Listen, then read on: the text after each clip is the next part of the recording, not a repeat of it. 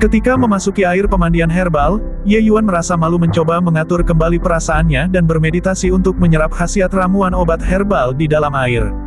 Ramuan ini berfungsi untuk membersihkan sisa racun yang masih ada di dalam tubuhnya.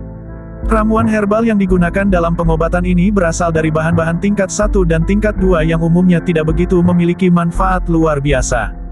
Meskipun begitu, Ye Yuan mampu menyerap manfaat bahan-bahan herbal tingkat rendah ini secara maksimal. Bagi kebanyakan orang, semakin tinggi tingkat ramuan obat, semakin berharga dan semakin banyak kandungan manfaatnya. Namun pada kenyataannya, pendapat seperti ini tidak berlaku bagi Ye Yuan. Terlepas dari apakah itu seni mengolah raga atau pengobatan, keterampilan dasar adalah yang paling penting.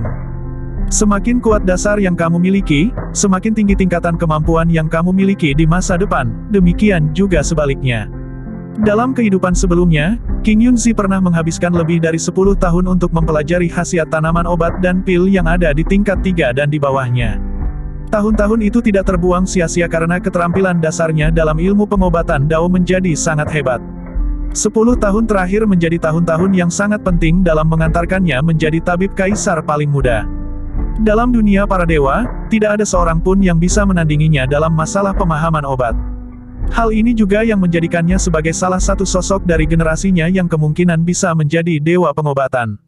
Sebenarnya, Ye Yuan bermaksud menggunakan beberapa bahan herbal tingkat tinggi, namun saat ini dia tidak cukup kuat untuk melakukannya. Kondisi tubuhnya terlalu lemah. Jika dia cukup kuat, dia tidak mungkin hanya menggunakan satu jenis pil tingkat 1 untuk menantang rumah jawara mabuk. Satu pil itu sudah membuat dia kelelahan. Meskipun ia cukup yakin jika Wan Donghai tidak akan mampu mencari obat penawar dari racun penghancur hati, tetap saja apa yang dia lakukan terlalu beresiko. Karena jika seandainya Wan Donghai benar-benar memiliki cara untuk menetralkan racunnya, maka Ye Yuan seolah-olah telah mengangkat batu untuk menghancurkan kakinya sendiri. Wan Donghai sendiri pun sebenarnya pernah mendengar tentang racun penghancur hati sebelumnya. Meski dari apa yang dia dengar, informasi tentang jenis racun ini tidak terlalu jelas. Jika si tabib agung itu tahu tentang racun ini, Ye Yuan tidak akan tahu apa yang akan terjadi hari ini. Kekuatan. Ye Yuan menghela napas panjang saat ia selesai menyerap khasiat obat dari air herbal di bak mandi kayu. Saat ini dia sangat membutuhkan kekuatannya kembali. Tanpa kekuatan, balas dendam dan apapun itu hanyalah omong kosong. Dia bahkan tidak akan bisa melindungi orang-orang yang dicintainya. Dengan kondisi Ye Yuan saat ini, tidak perlu menyebutkan Wan Donghai, bahkan jika Wan Yuan datang, Ye Yuan masih belum menjadi tandingannya. Ye Yuan percaya bahwa setelah insiden hari ini, Wan Donghai pasti akan melihatnya sebagai duri penghalang di matanya. Dia pasti ingin menghancurkan Ye Yuan sesegera mungkin. Selain itu, melihat tabiat Wan Donghai yang punya temperamen tinggi, dia tidak akan membiarkan paviliun pengobatan harum untuk lebih berjaya daripada rumah jawara mabuk. Wan Donghai akan mencari segala cara untuk melakukan serangan balik pada Ye Yuan dan keluarganya. Pada saat semua terjadi, jika dia tidak memiliki kekuatan yang cukup, kejadian hari ini akan menjadi masalah yang besar untuk ayahnya. Tuan muda, Tuan Ye Hang sudah menunggu di luar cukup lama. Sementara Ye Yuan tengah asik dengan lamunannya, Lu datang untuk melaporkan. Mengapa kamu tidak memberitahuku kalau ayah datang? Aku hanya sedang mandi herbal. Aku tidak sedang melakukan semedi mati hidup yang tidak bisa diganggu. Jika apa yang dipikirkan Ye Yuan benar, ayahnya pasti datang untuk memperingatkan tentang rencana buruk yang mungkin Wan Donghai akan lakukan padanya. Ye Yuan masih sangat menghormati ayahnya yang terlalu melindungi dirinya. Meskipun baru 2 hari yang lalu King Yunzi masuk ke dalam tubuh Ye Yuan, jelas bahwa Ye Hang, Reng Hongling dan Lu adalah tipe-tipe orang akan menghambatnya.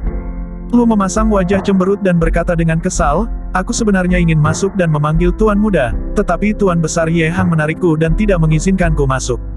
Lalu, apa yang bisa kulakukan? Masih dengan bermandikan keringat, Ye Yuan dengan cepat berkata, baiklah Lu. Akulah yang salah. Aku meminta maaf kepadamu, jangan marah, iya. Mendengar kalimat Ye Yuan, Lu tersenyum lebar, aku tidak marah. Aku tahu kalau Tuan Muda menyayangi dan menghormati Tuan Besar. Aku juga memperlakukannya seperti ayah kandungku sendiri dan sangat menghormati beliau seperti cara Tuan Muda menghormatinya. Jadi, untuk apa aku marah? Ye Yuan lega mendengar balasannya. Hahaha, kalau begitu baiklah. Pergilah keluar dan beritahu ayahku untuk menunggu sebentar. Aku akan keluar setelah memakai baju. Lu mengerti kata-kata Ye Yuan, kemudian langsung keluar. Di dalam ruang belajar Ye Hang, pasangan ayah anak itu duduk berdekatan, keduanya mulai bercakap. Yuan, apa yang kamu lakukan hari ini benar-benar melampiaskan kekesalanku. Aku pikir Wan Donghai mungkin wajahnya sudah sangat pucat pasi saat ini, kan? Hahaha, sudah bertahun-tahun aku lihat si tua itu menerima kehancuran seperti itu. Sungguh hebat. Ye Hang tertawa terbahak-bahak. Jelas, dari cara tertawa Ye Hang lepas tampaknya Wan Donghai sudah mengganggunya selama beberapa tahun terakhir ini. Meskipun Ye Hang bisa menahannya, dia tidak pernah merasa bisa meluapkan kekecewaannya seperti hari ini. Meskipun bukan dia orang yang pergi untuk memberikan tamparan di wajah Wan Donghai, tidak akan bedanya antara dirinya ataupun Ye Yuan. Melihat ayahnya tertawa riang, Ye Yuan merasa senang. Ayah, semua berkat apa yang guru sampaikan kepadaku dalam mimpi. Dia bilang bahwa aku bisa membuat Wan Donghai si tua itu mengalami kesusahan seperti ini. Jadi aku tidak berhak menerima pujian ini. Ye Hang mengibaskan tangannya tidak setuju dengan kalimat Ye Yuan. Tidak perlu terlalu sopan dengan ayahmu. Aku senang kamu memiliki kemampuan seperti hari ini. Tapi aku masih harus mengingatkanmu sekali lagi bahwa Wan Donghai si tua itu sangat berbahaya. Setelah mengalami kerugian seperti hari ini, dia tidak akan tinggal diam. Siapa tahu dia telah merencanakan balasan curang. Aku masih bisa melindungimu di rumah ini, tetapi begitu kamu pergi keluar ke perguruan Dan Wu, ayah tidak bisa melindungimu sejauh itu. Yuan, bagaimana kalau kamu tidak usah kembali ke perguruan Dan Wu? Tinggal saja di rumah. Ye Yuan menghela napas dalam. Tidak heran dulu Ye Yuan menjadi pemuda yang tidak berguna. Kekhawatiran dan perlindungan yang diberikan Ye Hang terlalu berlebihan. Ye Yuan sekarang tidak berniat untuk menjadi burung dalam sangkar. Dia harus kembali ke perguruan Dan Wu. Ayah, aku harus kembali ke perguruan Dan Wu. Bahkan jika aku tinggal di rumah, tidak mungkin selamanya aku berdiam diri. Aku bisa bersembunyi untuk sementara waktu, tapi tidak untuk selamanya. Lebih jauh lagi, jika aku tinggal di rumah dan tidak pernah pergi, hidupku ini akan sia-sia. Bahkan jika para guru mengajariku banyak hal, tanpa lawan dan pengakuan, tidak akan ada gunanya kemampuanku. Jika itu terjadi aku tidak akan mungkin menjadi tabib ahli. Bukankah ayah juga berpikiran sepertiku? Di mata Ye Yuan, Wan Donghai bahkan tidak bisa dianggap sebagai lawan. Orang yang dianggap bukan lawan ini harus dia kalahkan demi memuluskan jalannya kembali ke dunia kayangan. Jika dia bahkan tidak bisa mengalahkan Wan Donghai, maka tidak mungkin dia bisa kembali ke sana. Maka, dengan kembali ke perguruan Dan Wu, Ye Yuan bisa bersaing dengan para jenius dari generasinya yang dia anggap sepadan. Ini bisa membuat Ye Yuan berkembang dengan cepat. Dan lagi, orang yang berada di tingkatan tenaga dalam tinggi berarti memiliki kecakapan bertarung yang tinggi juga. Di dunia bela diri, ada banyak kasus di mana yang lemah bisa mengalahkan yang kuat. Bunga yang ditaruh di dalam rumah kaca tidak akan pernah benar-benar berkembang dengan baik. Di kehidupan sebelumnya, King Yunzi adalah contoh dari bunga dalam rumah kaca ini. Meskipun tingkatan tenaga dalamnya tinggi, kemampuan bertarungnya sangatlah lemah. Ini terjadi karena dia jarang bertarung. Sedangkan dalam alam kehidupannya sekarang, dirinya sudah terlibat dalam pertarungan berdarah, jadi dia harus lebih keras berlatih. Apa yang dikatakan Yuan memang benar. Ayah hanya ingin selalu melindungimu. Kamu harus berhati-hati di luar sana. Jika kamu menemui masalah, jangan keras kepala. Ingatlah untuk segera kembali dan meminta bantuan ayah. Ayah tidak mau kembali melihatmu berada di ambang kematian karena racun untuk kedua kalinya. Tenang ayah. Karena aku berhasil selamat dari kejadian kemarin, aku yakin kelak tidak ada lagi yang berani menggangguku. Ye Yuan mengungkapkan kepercayaan dirinya di hadapan ayahnya. Ye Hang merasa bahwa putranya benar-benar telah dewasa. Bagus. Anakku yang baik. Sejak kapan kita berdua takut pada seseorang? Bukankah itu hanya Wan Donghai? Di masa depan, ayah pasti bisa meletakkannya di bawah kaki ayah. Melihat semangat Ye Yuan, Ye Hang merasa kepercayaan dirinya juga meningkat. Ye Yuan tertawa dalam hati. Dia sangat menyadari standar ayahnya. Mungkin suatu hari nanti dia bisa melampaui Wan Donghai, tetapi tidak akan ada yang bisa dilakukan untuk mengalahkannya dan meletakkannya di bawah kaki jika saja King Yanxi tidak mewarisi tubuh Ye Yuan.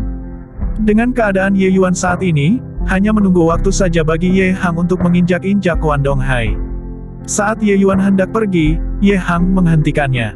Bertanya dengan wajah penasaran, "Oh benar. Pil apa yang kamu berikan pada orang itu hari ini?"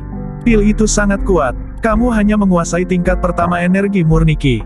Bagaimana kamu bisa menyempurnakan pil tingkat tinggi seperti itu?"